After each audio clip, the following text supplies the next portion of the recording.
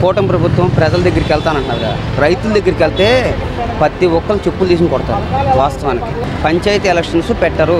రేపు 26లో వస్తాయి కదా పంచాయతీ ఎలక్షన్స్, అవి పెట్టరు ఖచ్చితంగా చెప్తున్నాను. నా అభిప్రాయం ఏంటంటే అసలు పార్లమెంటే రద్దు ఆయనే చేసి పారేస్తాడు మోడీ గారు. జమిలీ ఎన్నికలు పెట్టేసి ఇంకా రాష్ట్రాలు స్టేట్లు అన్నీ ఒకటి చోటాయి కదా.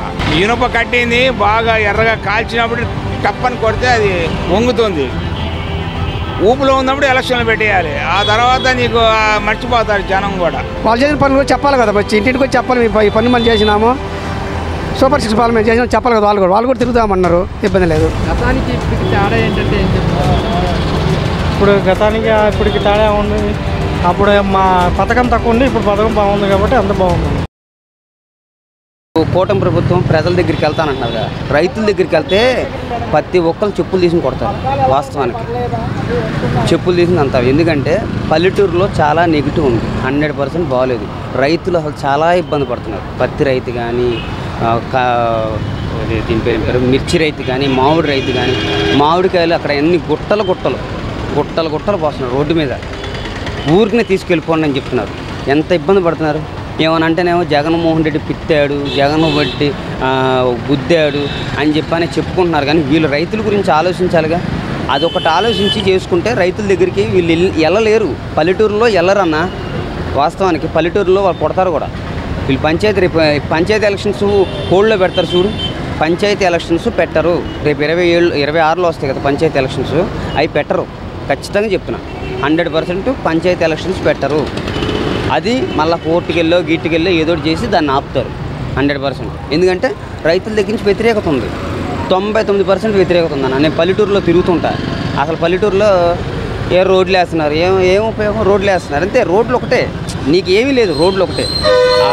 వార్డు సచివాలయం పోయిందని చాలామంది ఫీల్ అవుతున్నారు. వార్డు సచివాలయం వరకు వర్కులు చాలా జరిగాయి, అయ్యి పోయినాయి. రైతుల దగ్గర నుంచి రైతు భరోసా లేదు, ఏమీ లేదు. రేపు 30 తారీఖున అది కూడా పెండింగ్ పెడతారు. డబ్బులు వేయరు ఖచ్చితంగా. వాళ్ళు పాపం చాలా ఇబ్బంది పడుతున్నారు. వాళ్ళ గురించి ఆలోచిస్తే కొంచెం ప్రజలు ఆలోచిస్తారు. అది కూడా లేకపోతే ఇదిగో రేపు కూరగాయల రేట్లు అన్నీ ఎట్లా పెరుగుతాయి. వాళ్ళ గురించి కూడా ఆలోచిస్తే బాగుంటుంది. ఆయన ఖచ్చితంగా చెప్తున్నా. వాళ్ళు కూడా వెళ్ళేది కూడా ఎవరు తెలుసా? వాళ్ళ పార్టీ తరపున వాళ్ళ దగ్గరికే వెళ్తారు. అర్థమైందా? సామాన్య ప్రజల దగ్గరికి వెళ్తే మాకేం చేసావయ్యా అంటారు. అది రేపు వీళ్ళు ముందర వెళ్తారు. ఏది వైసీపీ వాళ్ళు ముందర వెళ్తారు. వాళ్ళు చూపిస్తారు, పాంప్లెట్ చూపిస్తానంటున్నారు కదా, చూపించి అడుగుతారు నువ్వు ఈ సంవత్సరంలో ఏం చేసావు అది చెప్తారు, క్లియర్గా చెప్తారు. వాళ్ళని అడుగుతారు. వాళ్ళేమీ ఏమి ఉండదు వాళ్ళ దగ్గర, అసలు ఏమీ లేదు. వాళ్ళది ఓన్లీ అమ్మఒడి ఇచ్చాం, ఇది గొప్పగా. నువ్వు నెక్స్ట్ ఇయర్ కూడా ఇస్తామని గ్యారెంటీ లేదు నీ దగ్గర. ఆర్థిక పరిస్థితులు బాగాలేదన్నోడివి అంతకుముందు నువ్వు ఎందుకు ఇచ్చావు? అన్ని పథకాలు ఇస్తానని ఎందుకు చెప్పావు? నీకు తెలీదా? గుర్తులేదా?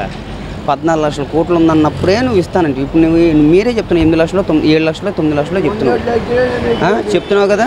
చెప్తున్నప్పుడు నువ్వు ఎందుకు ఇవ్వలేదు? ఎందుకు ఆర్థిక పరిస్థితి ఎప్పుడు బాగాలేదు అంటే సంవత్సరంలో మేము ఒక డెవలప్మెంట్ చేసాం. మన పవన్ కళ్యాణ్ గారు అంటున్నారులే, మేము సంవత్సరంలోనే 30 సంవత్సరాలు ముందలు తీసుకొచ్చేసాం అంటున్నారు. అంటే సంవత్సరంలో 30 సంవత్సరాలు వెనక్కి ముందలు తీసుకొచ్చారా? ఏం చెప్తారు జనాలు? పిచ్చోలా పువ్వులు పెట్టుకున్నారా? ఏం పెట్టుకున్నారన్నా? జనాలు తెలియకుండా ఉందా ఈ రోజులు? ఇప్పుడు వాళ్ళొక 5 ఛానల్స్ ఉన్నాయన్న. ఈ 5 ఛానల్స్లోనే డబ్బాలు కొట్టుకోవటం ఏమీ ఉండదు. జనాలు ఇప్పుడు అన్నీ గమనిస్తున్నారు. అప్పుడు ఎలా ఉంది, ఇప్పుడు ఎలా ఉంది అని జనాలు ఖచ్చితంగా పరీక్షించుకుంటున్నారు. 2.5 సంవత్సరాలు కరోనాలో ఉండి జగన్మోహన్ రెడ్డి గారు ప్రతి పథకం ఇచ్చాడు. 2 సంవత్సరాలు కరోనా ఉందన్న. 2 సంవత్సరాలు ఈ 3 ఆయన చేసిన పరిపాలన 2 సంవత్సరాలన్నరే చేశాడు. 6 సంవత్సరాలు ఏ గవర్నమెంట్, కొత్త గవర్నమెంట్ అందులోనే. ఈయనకైనా ఆల్రెడీ అంతకుముందు చేశాడు కాబట్టి ఉంది. ఈయన అది కాదు. ఈయన 6 నెలలు కొత్త గవర్నమెంట్ రన్నింగ్ చేసుకున్నాడు. తర్వాత ఎమ్మటే కరోనా వచ్చింది. 2 సంవత్సరాలు పడ్డాడు.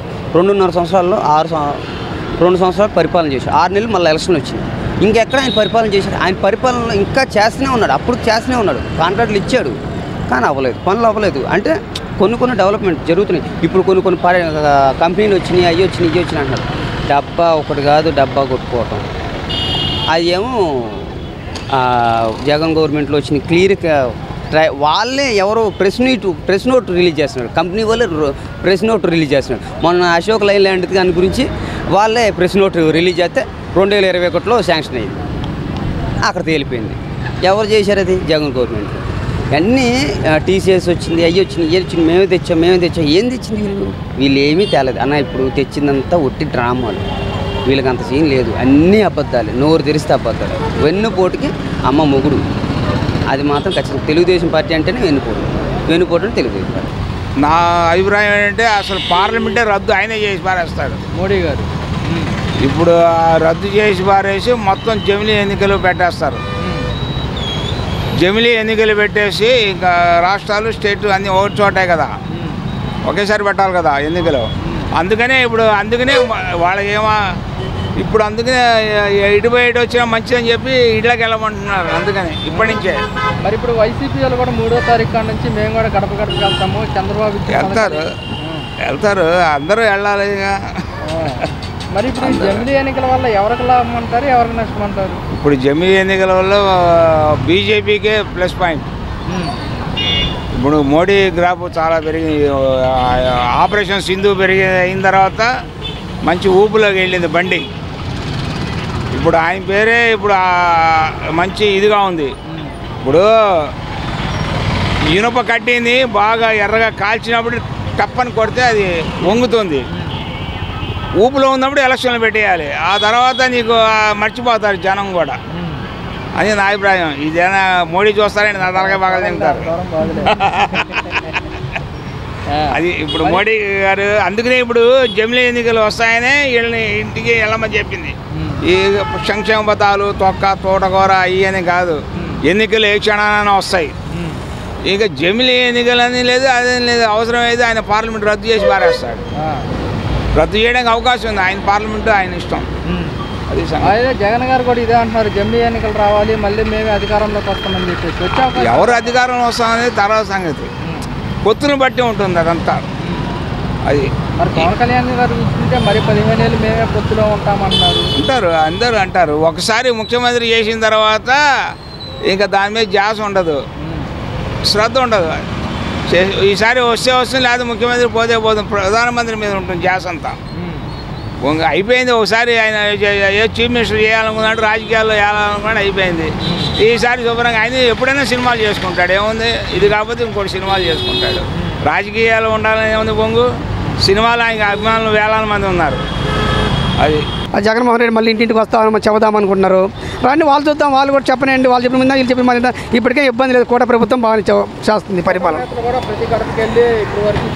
చెప్పాలి, వాళ్ళు చేసిన పని వాళ్ళు చేసిన పనులు కూడా చెప్పాలి కదా. వచ్చి ఇంటింటికి వచ్చి చెప్పాలి, ఈ పని మనం చేసినాము, సూపర్ 6 పాలన చేసినాము చెప్పాలి కదా. వాళ్ళు కూడా తిరుగుతామన్నారు, ఇబ్బంది లేదు. సంవత్సర పరిపాలన ఇచ్చిన పథకాలు, రాని పథకాల గురించి కూడా చెప్తాము. ఏమన్నా రాకపోతే కనుక సమస్య మార్పు ఉంటుందేమని. మార్పు ఎలాంటి మార్పు జరగదండి. ఎలా అనిపోతుంది? ఇప్పుడు 2 మాజీ ప్రభుత్వం, ఇప్పుడున్న ప్రభుత్వం కూడా పోటాపోటీగా గడప వస్తామన్నారు. తిరగనంటే తిరగాలి, ఇద్దరు తిరుగుతారు, వాళ్ళు తిరుగుతారు, వీళ్ళు తిరుగుతారు. ఇబ్బంది అనుకోవడం, ప్రభుత్వం బాగా శుభ్రంగా పనిచేస్తుంది. బియ్యం కూడా బాగానే ఇస్తున్నారు, ఇబ్బంది లేదు. పింఛన్ కూడా బాగానే ఇస్తారు. పింఛన్ ఆదివారం, రేపు ఆదివారం వస్తున్నామంటే శనివారం ఇస్తుండే అక్కడ. ఎలా అనిపిస్తుంది? బాగుంది, ముందు కన్నా ఇప్పుడే బాగుంది. ఇంకా గతంలో కూడా పింఛన్ నెంబర్ 1, ఆయన కూడా నెంబర్ 1. పింఛన్ ఇబ్బంది లేదు. పింఛన్ కూడా జగన్ బాగానే ఇచ్చిండు, ఈయన కూడా బాగానే ఇస్తుంది. పింఛన్ ఇబ్బంది లేదు. మామూలుగా వాళ్ళు ఈ రేషన్ బియ్యం పక్కదారులు పట్టించారు పోయినసారి.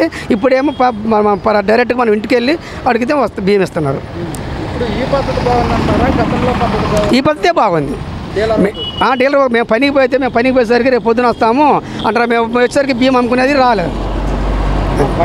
మేము పనికి వెళ్తాము, మేము డోల్ డీలర్ మీ కాడికి వచ్చినాము, మీరు లేరు, మేము టైం అయిపోయినా అదే ఇంకా ఆ బియ్యం అమ్ముకునేది. ఇప్పుడు అట్లా కాదు, 10 రోజులు చెప్పాడు, 15 తారీఖు వరకు బియ్యం అమ్మొస్తున్నాడు.